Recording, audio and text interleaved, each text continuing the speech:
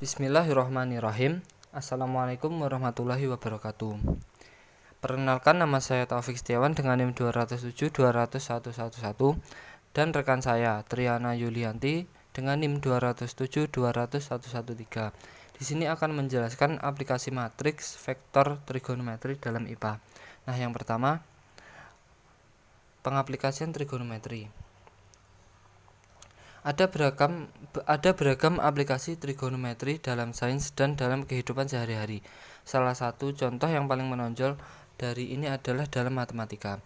Aplikasi lainnya yang paling menonjol ditampilkan dalam navigasi, geografi, astronomi, arsitektur, dan dalam semua bidang teknik.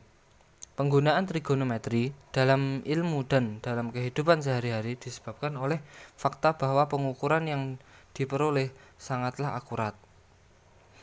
Pengukuran diperoleh dengan mempelajari hubungan antar sisi-sisi segitiga sehubungan dengan sudut.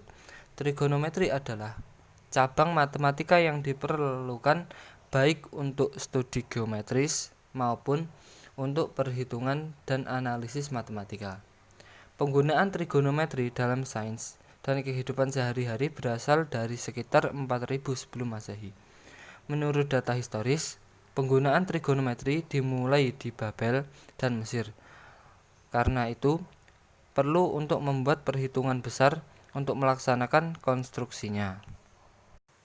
Nah, selanjutnya masuk ke pengaplikasian trigonometri dalam IPA. Yang pertama, aplikasi dalam astronomi. Trigonometri digunakan dalam astronomi untuk menghitung jarak dari planet bumi ke matahari atau ke bulan, jari-jari bumi, dan juga untuk mengukur jarak antara planet-planet. Untuk membuat pengukuran ini, mereka menggunakan triangulasi yang terdiri dari pengambilan titik beberapa dari apa yang ingin Anda ukur dan menganggap masing-masing sebagai simbol segitiga. Bangsa Mesir menetapkan ukuran sudut dalam derajat, menit, dan detik dan menggunakannya dalam astronomi. Yang kedua, aplikasi dalam bidang oseanografi. Trigonometri juga digunakan dalam oseanografi atau dalam menghitung ketinggian gelombang air laut. Yang ketiga, dalam bidang navigasi. Di sini digunakan trigonometri dalam navigasi untuk menemukan jarak dari pantai ke suatu titik di laut. Dan yang keempat, dalam pembiasan cahaya. Kita dapat membentuk suatu sudut. Jadi dalam kehidupan sehari-hari, kita sering memakai aplikasi trigonometri seperti pemantulan, dan aplikasi trigonometri sering kita pakai tapi kita masih belum mengetahuinya atau menyadarinya. Studi rekayasa optik juga menggunakan fungsi trigonometri untuk menganalisis jalan penetrasi cahaya melalui kaca. Dan yang kelima adalah pada pengukuran ketinggian atau kontur tanah dengan mengetahui jarak tiang pengukur yang satu terhadap yang lain dan beda ketinggian antara dua tempat tiang pengukur, maka kita akan dapat mengetahui berapa gradien kenaikan tanah yang kita ukur. Selanjutnya beralih ke pengaplikasian vektor. Vektor adalah sebuah besaran yang memiliki nilai dan arah. Contoh besaran vektor adalah berat, kecepatan, percepatan, dan gaya. Secara geometri, vektor adalah ruas garis berarah. Panjang ruas garis mewakili besar vektor, sementara anak panah mewakili arah vektor. Pengaplikasian vektor dalam IPA antara lain: yang pertama, di saat penerjun menjatuhkan diri dari pesawat, tempat ia jatuh tidak tepat di bawah kapal, tetapi jauh melenceng karena adanya dua vektor atau berlaku dua vektor, yaitu gaya gravitasi dan gaya dorong angin. Yang kedua, dalam bidang navigasi. Di sini yang dimaksudkan adalah dengan menggunakan GPS atau Global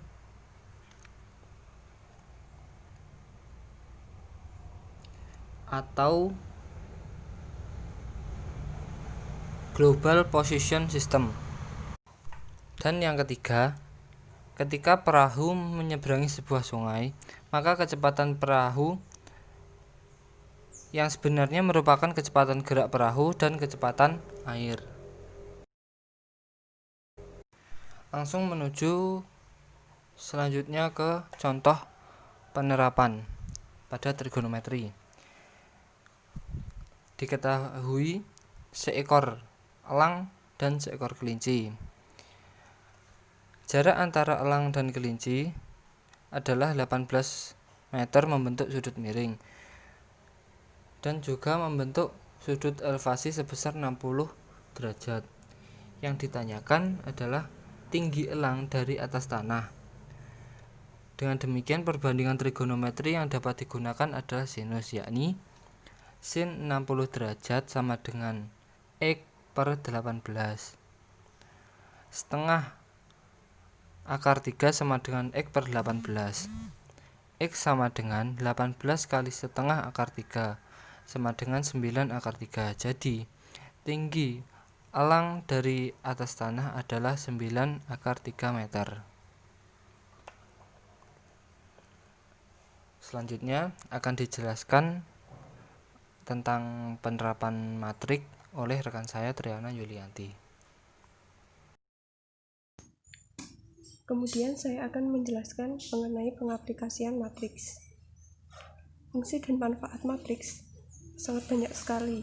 Misalnya yang pertama, matriks banyak digunakan untuk menyelesaikan berbagai permasalahan matematika, misalnya dalam menemukan solusi masalah dalam materi persamaan linear, transformasi linear, yaitu bentuk umum dari fungsi linear. Contohnya, rotasi dalam 3 dimensi. Matriks juga seperti variabel biasa, sehingga matriks pun dapat dimanipulasi dan dapat diaplikasikan, misalnya dikalikan, dijumlah, dikurangkan, serta didekomposisikan. Menggunakan representasi matriks, perhitungan dapat dilakukan dengan lebih terstruktur. Yang kedua yaitu dapat memudahkan dalam membuat analisis mengenai suatu masalah ekonomi yang mengandung bermacam-macam variabel. Yang ketiga yaitu dapat dimanfaatkan dalam memecahkan masalah operasi penyelidikan, misalnya masalah operasi penyelidikan sumber-sumber minyak bumi dan sebagainya. Dan yang keempat, matriks dikaitkan dengan penggunaan program linear, analisis input, output, baik dalam ekonomi, statistik, maupun dalam bidang pendidikan, manajemen, kimia, dan bidang-bidang teknologi yang lainnya. Dalam pengaplikasian matriks, terdapat beberapa contoh yang dapat diaplikasikan dalam ilmu IPA. Yang pertama dalam biologi, yaitu penerapan diagonalisasi matriks untuk menyelidiki pewarisan genotip pada generasi ke-N dalam genetika. Kemudian yang kedua dapat diaplikasikan dalam ilmu kimia. Di sini yaitu memodelkan persamaan reaksi kimia, jadi menyamakan persamaan reaksi kimia. Kita dapat memodelkan persamaan reaksi kimia menjadi sistem persamaan linear. Contohnya yaitu AHClO4 plus B P4O10 menjadi CH3PO4 plus D Cl2O7. Dari sistem persamaan linear yang memenuhi persamaan reaksi di atas, untuk atom H, A sama dengan C, untuk atom Cl, A sama dengan 2D, untuk atom O, 4A plus 10B sama dengan 4C plus 7D, dan untuk atom P, 4B sama dengan C. Kita ubah persamaan di atas menjadi matriks augmentasi, karena kita hanya butuh rasio A, B, C, dan D. Kita set variabel D menjadi 1 untuk memudahkan. Kemudian, karena kita hanya mencari 3 variabel, kita dapat membuang salah satu persamaan. Jadi kita buang untuk baris yang ketiga. Kemudian, kita lakukan operasi baris elementer pada matriks augmentasi tersebut. sehingga kita mendapatkan matriks ekselon tereduksi seperti berikut. Dapat dilihat ya gambar di bawah itu. Kemudian dari matriks tersebut kita ketahui nilai A adalah 2 dan untuk nilai B adalah 1/6 dan nilai C adalah 2/3, sehingga persamaan reaksi kimia kita menjadi 2HClO4 plus 1/6 P4O10 menjadi 2/3 H3PO4 plus 1 Cl2O7. Kemudian dari persamaan reaksi kimia yang di atas itu kan masih pecahan, jadi kita mengalihkan kedua ruas dengan angka 6. Kemudian kita dapatkan persamaan yaitu 12 HClO4 plus 1 P4O10 menjadi 4 H3PO4 plus 6 C12O7. Dan sekian presentasi dari kelompok kami. Apabila ada kurang lebihnya mohon maaf. Dan untuk teman-teman, apabila ada yang ingin ditanyakan, kami persilahkan. Akhir kalam, wassalamualaikum warahmatullahi wabarakatuh.